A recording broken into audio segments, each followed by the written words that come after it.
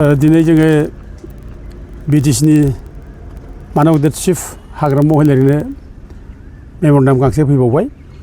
बिनि मेम'रेन्डाम होनायनि खारना जाहैबाय जे हाग्रा ओनसोलाव इसेबां इलिगेल भाबै हाबनानै दं, बिसेस करे बिहार, बेंगल, झारखन्ड बेफोरनिफ्राय जायफ्रा सावथाल मानसिफोर हाबनानै दंफायो, असिनाखिफोर। आरो बे जायगायाव जेराव दिनै बयबो आल'सना खालामगासिनो दङ जे बेयाव मावइस्टफोर ओमफ्राय नक्सालाइटफोर हाबनानै दं होननानै बुंगासिनो दङ। दा बिसोरबादि मानसि थानायनि थाखायनो दिनै थागिबि बर' हारि आरो सावथालफोरनि गेजेराव भुल बुजाबुजि जानाय, सावथालफ्रा माने जोंनि बेरेखा खामानि मावनाय, दा बिसोर थुलुंगा होनायनि थाखाय बे जागासिनो दङ। बेखायनो जोङो माने जावले जावले बुंबोदों जे बे हाग्रा ओनसोलनिफ्राय बिसोरबादि एलिमेन्टफोरखौ जों हुरननांगौ आरो इभिकसन खालामनांगौ जों बाथ्रा बुंदों।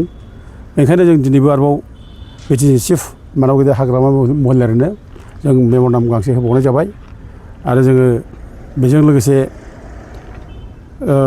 जोंनि ट्राइबेल बेल्टआव जायनाखि इलिगेल भाबै जोंनि हाफोरखौ दखल खालामनानै दं बिसोरखौ होखारनांगौ। बिनि थाखायबो जोङो इमिडियेटलि माने एक्सन लानो थाखाय जोङो बिटिसि चिफ बिथांखौ जों खावलायगोन।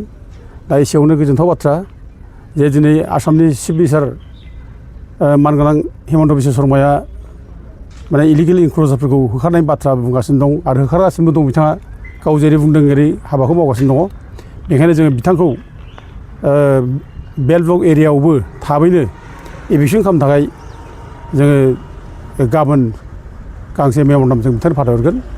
दा बिटिसिआव हा हुनि पावारा बिटिसिनि, बेयो बिटिसिनि ट्रेन्सफार साबजेक्ट, बे बिटिसिआ मावजोबनांगौ। दा खिन्थु इभिकसन बेलायाव दा जों सानो माखासे ल' एन्ड अर्डार प्रब्लेम जागोन, बेयाव पुलिस पावारनि खोथा जागोन। बेखायनो बेफोरखौ टेकेल खालामनो थाखाय स्टेट गभर्नमेन्टबो हेल्प नांगोन। बेखायनो स्टेट गभर्नमेन्टआ जाहाथे माने बे पुलिस पावारखौ माने पुलिस माने क्षमताखौ जाहाथे इभिकसन बेलायाव जाहाथे बिटिसिनो हरो आरो ल' एन्ड अर्डार प्रब्लेम जायोब्ला बेफोरखौ जाहाथे स्टेट गभर्नमेन्टआ टेकेल खालामो। बेनि थाखाय बिथांमोनखौबो जों कारेसपन्डेन्ट खालामनानै बिथांमोन जगाजग लाखिनानै होखारनाय बेबस्थाखौ खालामनांगौ होननानै जों दाबि खालामगोन। आरो दा जों बेखौनो बुंगासिनो दं। आरो मेइनलि बिटिसिआ दायथ' लानांगौ आरो बिटिसिआ जेब्ला दायथ' लागोन, दायथ' लाबा स्टेट गभर्नमेन्टआ बाध्य जागोन।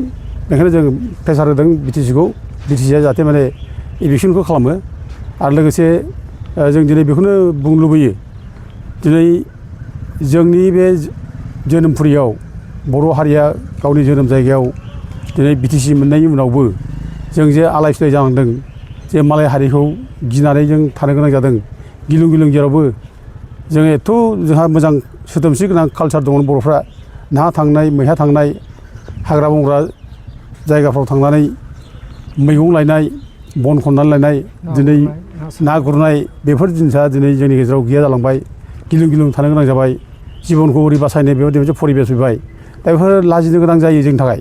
जों गावनि जोनोम जायगायाव, गावनि जोनोमफुरि जायगायाव जों 6 सिडुल बिटिसि मोनबाय, एथ' खस्थ' खालामनानै गोबां मानसिनि जिउ गारनानै।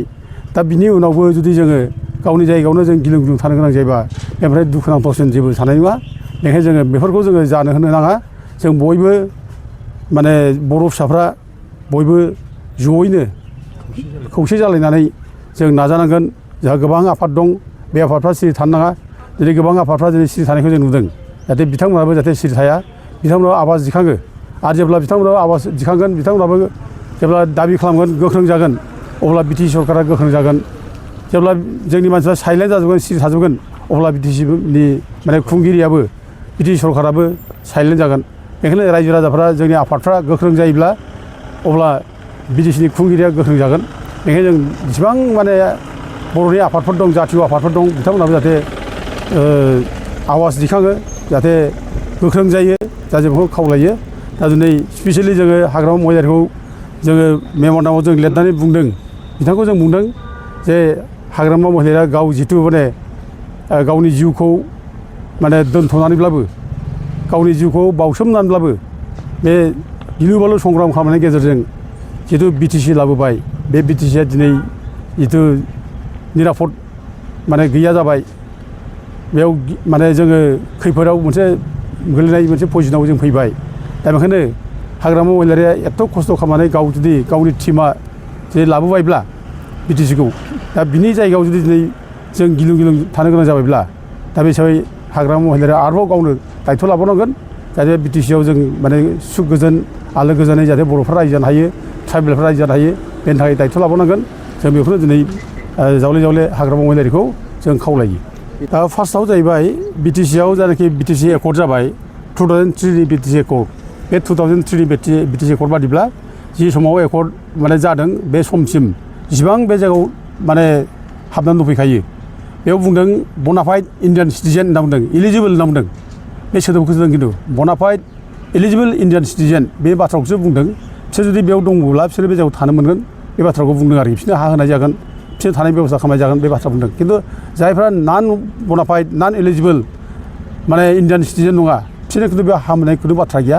आरो बे 6 शिड्युलनि जायनाखि नियम बे बिसोरो माने बिसोरनि सायाव माने माबाया जागोन आयेना प्रযোज्य जागोन बे खुनु माने बिटिसि एरियायाव ट्राइबेल बेल्ट ब्लकनि बाहेरायावब्लाबो 6 शिड्युल एरियायाव बे नन ट्राइबेल नन प्रटेक्टेड क्लासनि मानसिफ्रा बे जायगायाव हा मोननाय नङा बायनाय फाननाय बे जानो मोननाय नङा बे 6 शिड्युलनि नियम बायदियै बे सोलिगोन ओमफ्राय लोगोसे जायनाखि ट्राइबेल बेल्ट ब्लकआव हाबनानै थानाय मानसिफोर दङ बे ट्राइबेल बेल्ट ब्लकआ आलादा मोनसे माने आयेन बियो बेल्ट ब्लकआ बेखौ 1947आवनो 5 डिसेम्बरावनो दाखादों गथिखे बे 1947 5 डिसेम्बराव जायनाखि बेल्ट ब्लक दाना होबाय बे बेल्ट ब्लकनि सिङाव जायफ्रा इलिगेल हाबनानै दङ बिसोरो खिन्थु बिटिसि माने एकर्ड जादों होननानै 2003आव बे एकर्ड बादि थानो मोनगोन बे खुनु जानो हाया बे नङा बियो बे ट्राइबेल बेल्ट ब्लकआव जायफ्रा इलिगेल हाबनानै दं बिसोर आउट जानांगौ बिसोरो हुरुनजोबनांगौ बे हिसाबै 6 शिड्युलनि जायनाखि एकर्ड बे एकर्डजों बिसोरो बेयाव जे थानो मोनगोन बे बाथ्रा बे नङा ओंखायनो जेसेबां बेल्ट ब्लकआव इलिगेल बायबा हाबनानै दं बिसोरो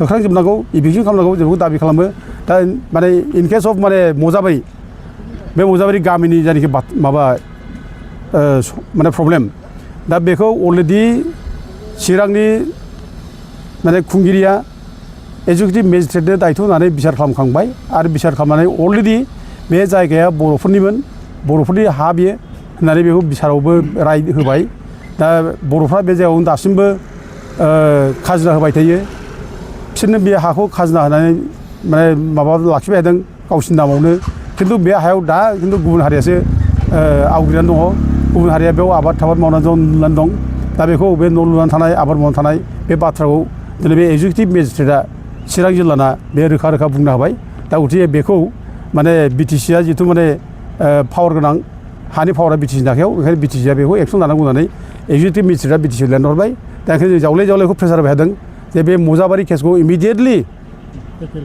टेकेल खालामनांगौ इमिडियेट फार्स्ट बेयावनो स्टार्ट खालामनांगौ आरो इभिक्सननि माने खामानिया बेबायदि स्टार्ट जानांगौ होननानै जों बेखौ दाबि खालामबाय थादों आरो जों दिनैबो दाबि खालामबावो जे मजाबारि जाहाथे इमिडियेटलि बेनिफ्राय जाहाथे जेसेबां इलिगेल मानसिफोर दं बेखौ क्लियार खालामनो हायो जों बेखौ दिनैबो दाबि खालामबावो